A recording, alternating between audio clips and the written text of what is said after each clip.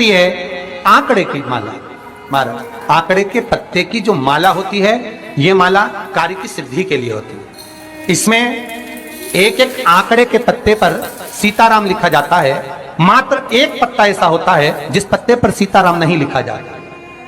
108 पत्ते में से एक पत्ता, बस उस पत्ते को हथेली में रखकर उल्टा हाथ आपको रखना है और अपनी कामना कर कर उस पत्ते को बांध देना है। ये जरूरी नहीं है कि 25 के बाद बांधो, 50 के बाद बांधो या 100 के बाद बांधो, आपकी मर्जी पड़े। उस खाली पत्ते को कहीं पर भी बांध दीजिए और उस माला को अपनी कामना कर कर श्री हनुमान जी महाराज को समर्पित कर दीजिए। महाराज इसके लिए कोई तिथि, कोई दिन, कोई बार निश्चित नहीं है। बस ये माला जब हनुमान जी को चढ़ जाए तब एक घी का और एक तेल का दिया हनुमान जी के सम्मुख में लंबी बाती का लगा देना है। महाराज एक घी का, एक तेल, और अपनी कामना कर कर आप आ जाइए। आपकी वो कामना 2.5 महीना या 3 महीना, इससे ज्यादा नहीं जाएगा, वो कामना बाबा पूरी करेगा। क्योंकि शिव और हनुमान ये सब एक ही स्वरूप है। कोई व्यापार नहीं चलता हो, दिक्कत आ रही हो, तो हनुमान जी के दूसरे नंबर का भाई गतिमान का स्मरण करो। हनुमान जी के उल्टे पांव का सिंदूर लाकर गतिमान का नाम लेकर स्वस्तिक बना दिया जाए व्यापार वाली जगह पर, तो व्यापार अच्छा चलने लगता है। महाराज कोई व्यक्ति पैसा खा गया, नहीं दे रहा, बहुत परेशान हो गए, मांग मांग कर दे गए, नहीं दे रहा, हाथ जोड़ लिए, पांव जोड़ लिए, सब कुछ कर लिया, नहीं दे रहा, तो हनुमान जी के तीसरे नंबर का भाई रतिमान, रतिमान, गतिमान रतिमान, रतिमान का नाम लीजिए। पीपल के पत्ते पर लाल सिंदूर से जो व्यक्ति पैसा लेकर गया उसका नाम लेकर बहते हुए पानी में अपनी कामना कर रतिमान का नाम लेकर छोड़ दीजिए। 15 दिन में रतिमान ऐसी उतावली मचाता है कि उसको हाथ जोड़कर वो खुद फोन लगाकर बोलता है भैया तेरा मैं पैसा लौटा दूंगा। रतिमान का स्मरण किया जाता है। रतिमान ध्यान दीजिएगा, हनुमान का एक स्मरण, पंचमुखी हनुमान का एक भाव। महाराज जैसे बहुत ज्यादा तकलीफ अगर व्यक्ति को हो गई है, बहुत कष्टमय जीवन चल रहा है, हार गए हर जगह से और तकलीफमय जीवन चल रहा है, तो पंचमुखी हनुमान का एक शिव महापुराण का और स्कंद पुराण का एक बड़ा सुंदर मंत्र है। उस मंत्र को आप सब एक बार हमारे साथ में बोलें। ओम नमो हनुमते रुद्र अवताराय सर्व शत्रु संहारणाय सर्व रोग हराय सर्व वशीकरणाय रामदूताय स्वाहा। बस इस मंत्र को हाथ में काली तिल लेकर, एक जौ लेकर और गूगल लेकर, थोड़ा सा उसमें गाय का घी डालकर, कंडे को या अग्नि को जलाकर इस मंत्र का 11 बार 21 बार जाप कर कर अपनी कामना कर कर छोड़ दीजिए। कैसा भी रोग हो, बीमारी हो, कष्ट हो, दुख हो, तकलीफ हो, 21 दिन के अंदर वो आनंद आना प्रारंभ कर देता है। इस मंत्र, स्कंद पुराण का, शिव महापुराण का ये मंत्र मूल पंचमुखी हनुमान। फिर निवेदन करूं मेरी जीजियों, कभी हिम्मत न हारिए। मेरे जीजाओं, मेरी बेटियों, बेटाओं, मेरी माताओं, मेरे भाई, मेरी बहनों, कभी हिम्मत मत हारिए, कभी हिम्मत मत हारिए।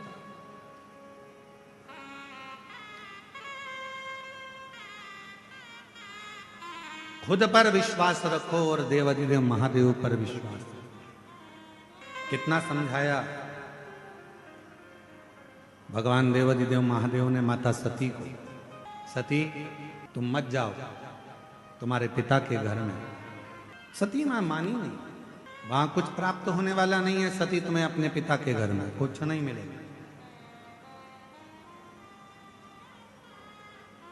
सती माता ने कहा कि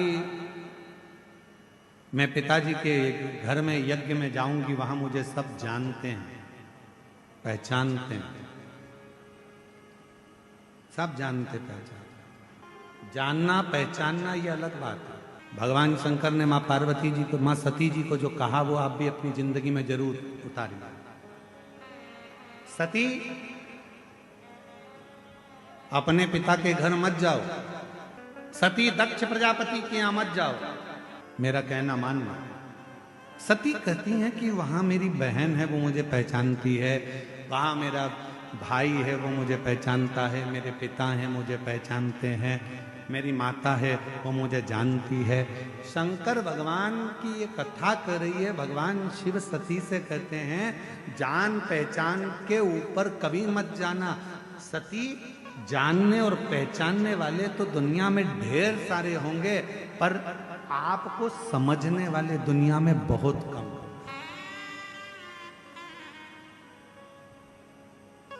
आपको समझने वाले कौन?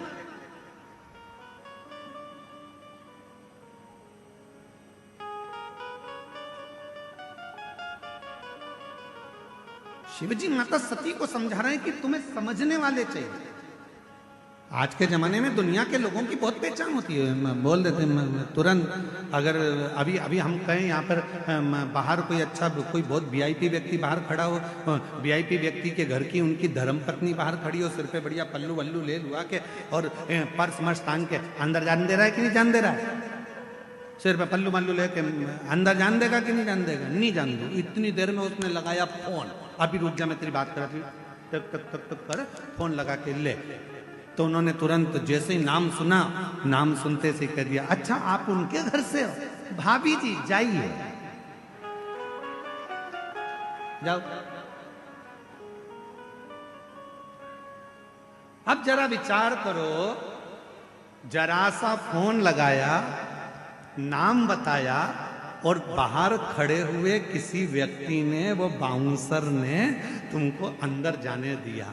नाम का इतना फल है, जरा विचार करो, पहचान का इतना फल है। तो तुम्हारी पहचान उस ऑफिसर से थी, उसका नाम लेते से ही तुम अंदर आ गए। तो जरा विचार करिए, जैसे ही श्री शिवाय नमस्तुभ्यम कहोगे वैसे ही तुमको भी प्रवेश वैकुंठ में मिल जाए। वैकुंठ।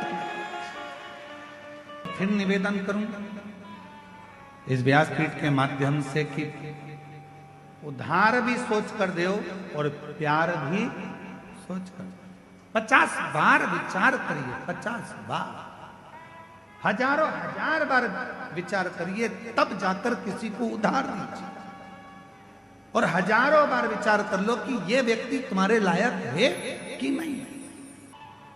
कई लोग हमसे कहते हैं गुरुजी बेटे का ब्याह करना है, कोई कहता गुरुजी बेटी का ब्याह करना है, हमारी बेटी की अब उम्र हो गई है, शादी करना है, बेटी का ब्याह करना है, गुरुजी पक्का नहीं हो रहा, गुरुजी पक्का नहीं हो रहा है। हम उनसे कहते हैं इतनी जल्दी मत करो, ब्याह करना सरल है, शादी करना सरल है, दहेज देना सरल है, दूल्हा ढूंढना सरल है, पर एक बात याद रखना, बेटी का विवाह करने के लिए कोई कमी नहीं है, आप अच्छे से कर सकते हो, बेटी ब्याह सकते हो। पर दुनिया का सबसे कठिन काम अगर कुछ है तो अपनी बेटी के लिए वो वर ढूंढना जो तुम्हारी बेटी का आदर करे, सम्मान करे, सत्कार करे और उसको साथ लेकर चले। ऐसा वर ढूंढना कठिन है। मकान देख लोगे, जमीन देख लोगे, जायदाद देख लोगे, पेट्रोल पंप देख लोगे, गाड़ी बंगला देख लोगे कि लड़की के लिए सब कुछ दिख रहा है, पर लड़की के लिए जिससे तुम शादी करने वाले हो, जिस लड़के से तुम ब्याहने वाले हो, उसको देखना जरूरी है कि ये कैसा है। गाड़ी और बंगला, जमीन और जायदाद तो बेटी के अगर भाग्य में होगा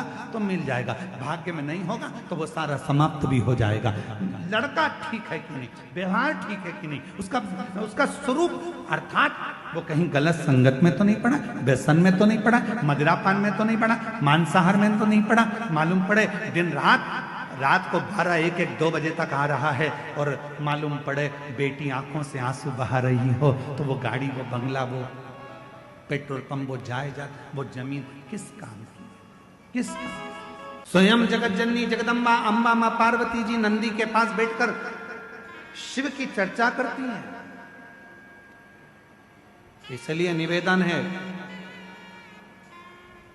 यदि कभी मौका लगे आपकी जिंदगी में, कभी जीवन में अगर ऐसा लगे कि बहुत दुख है, बहुत तकलीफ है, बहुत कष्ट है, एक बेलपत्र अपने हाथ में रखो, उल्टे हाथ में, सीधे हाथ से उस बेलपत्र पर अपना हाथ रखिए, नंदीश्वर महादेव का स्मरण करिए, 7 बार श्री शिवाय नमस्तुभ्यम कहिए, फिर उस बेलपत्र को सीधे हाथ में रहकर, जो नंदी शिवजी के मंदिर में है, दोनों सींग है, उस सींग के ठीक पीछे नंदी का उभरा हुआ भाग है। उस भाग पर नंदीश्वर शिवलिंग का स्मरण कर कर बेलपत्र को चढ़ा दो। इस टंडी का